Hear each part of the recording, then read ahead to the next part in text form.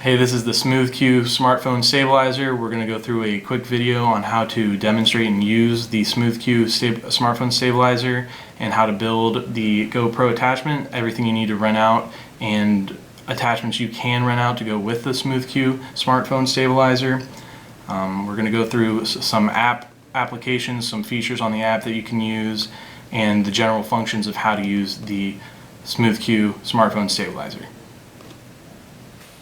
So when you get your SmoothQ smartphone stabilizer, you're going to be getting this package. This is what you'll be running out, and inside it'll have the SmoothQ stabilizer, and it'll have a bunch of buttons on the front, a nice mobile clamp for your phone, some knobs that we'll get to on how to balance your phone. So we're going to just take a phone and sort of walk through it real quick, and a charger for the device itself. You can also use a USB charger for charging your phone while it's on. Here, that's at the bottom of the device. You just flip open the little plastic piece here, plug in your USB, and plug it into your phone. So first, you want to make sure your mobile, your SmoothQ is off.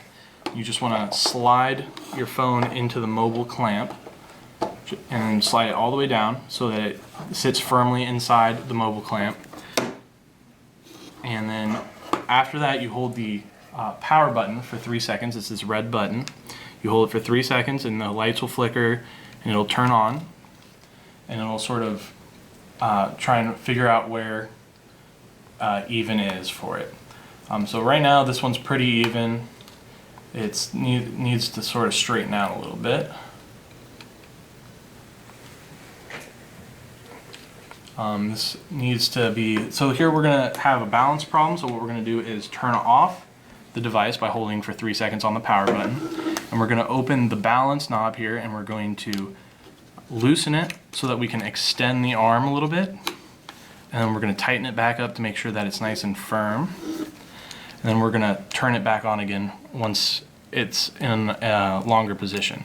This way it'll straighten out and it sits a lot straighter this time. So this is what you're going to be looking for when your device is set correctly.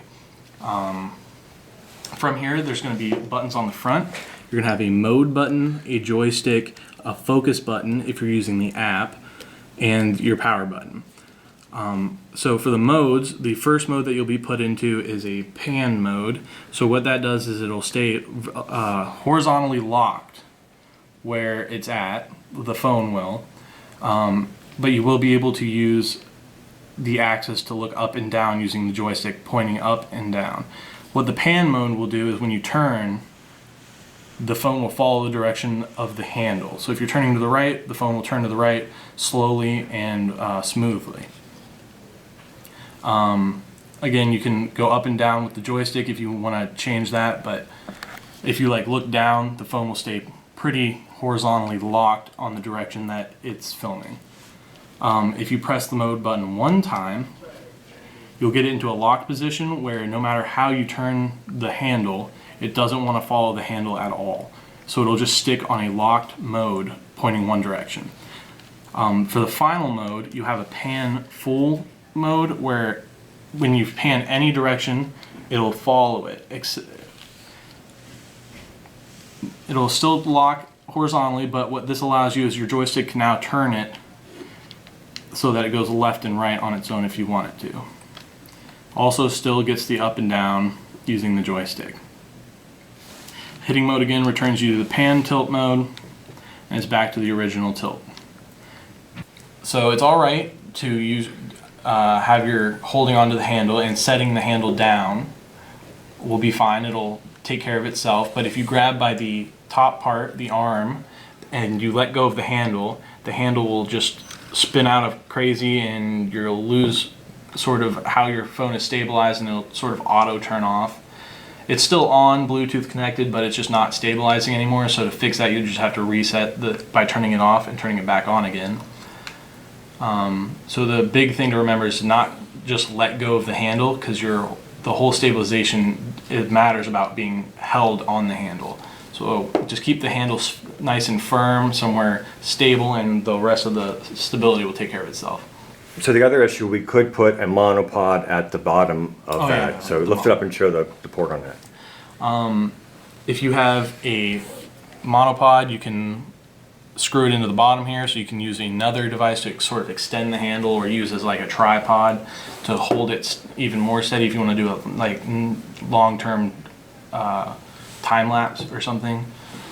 When you're done, all you're gonna have to do is hold the power button for 3 seconds, just like you turned it on, and this will turn it off, and you'll notice that it'll stop stabilizing. At that point, you can let go of the handle, and it won't spin out of control, and then you can pull it out of the mobile clamp, and at that point, you're done with this. Just fold it back into itself, and if you extended the arm, you will have to loosen it and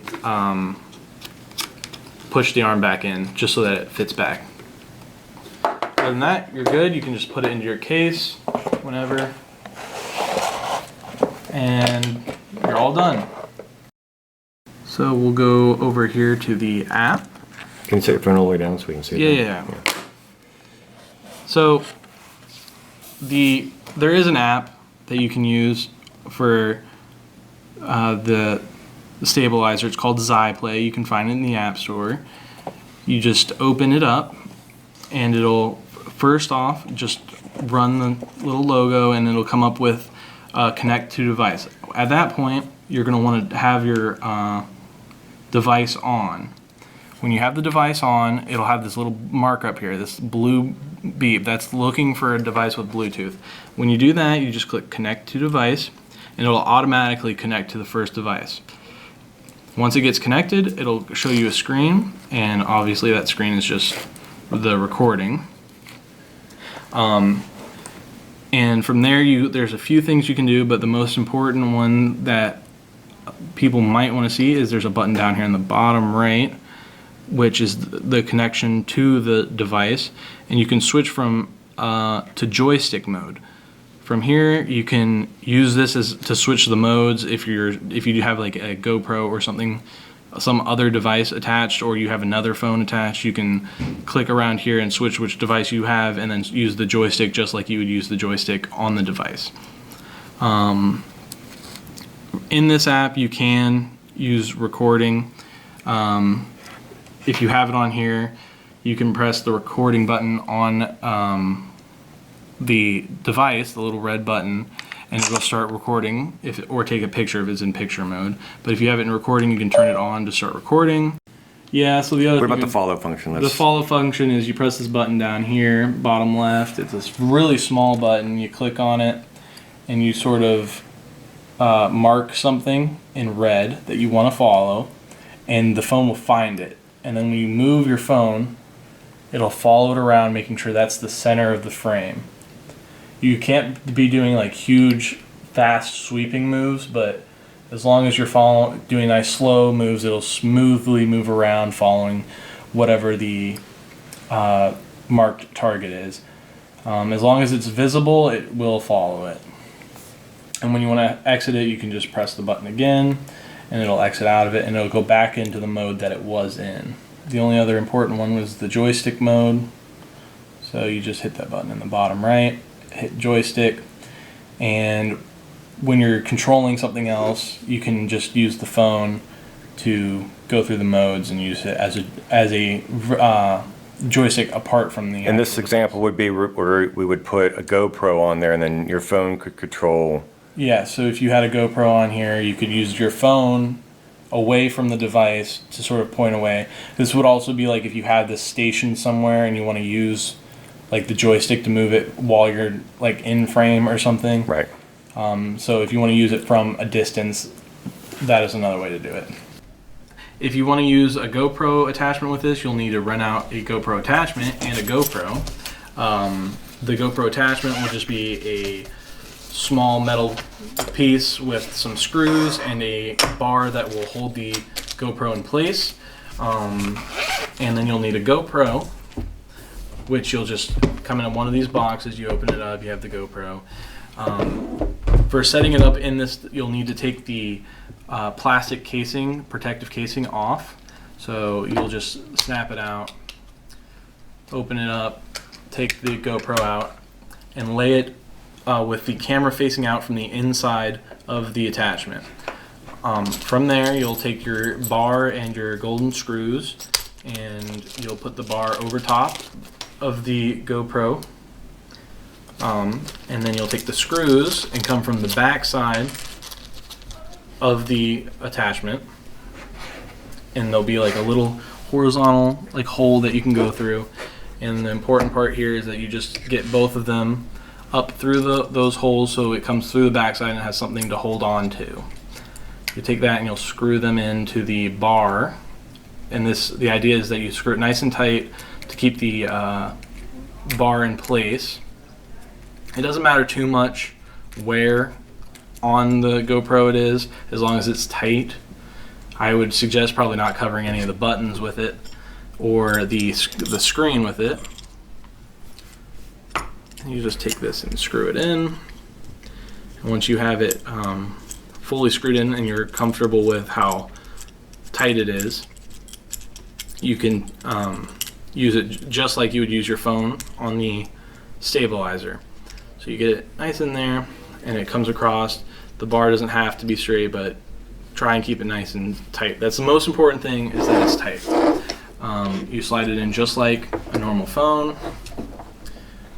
It comes across, and once it's in, you can start the stabilizer by holding it for 3 seconds, and it'll start up. It'll sort of figure out where it's at. From there, you can move it around in the direction you want it to go by using the joystick. Other than that, you've got it all set up, and it's quick to use. I'll follow you.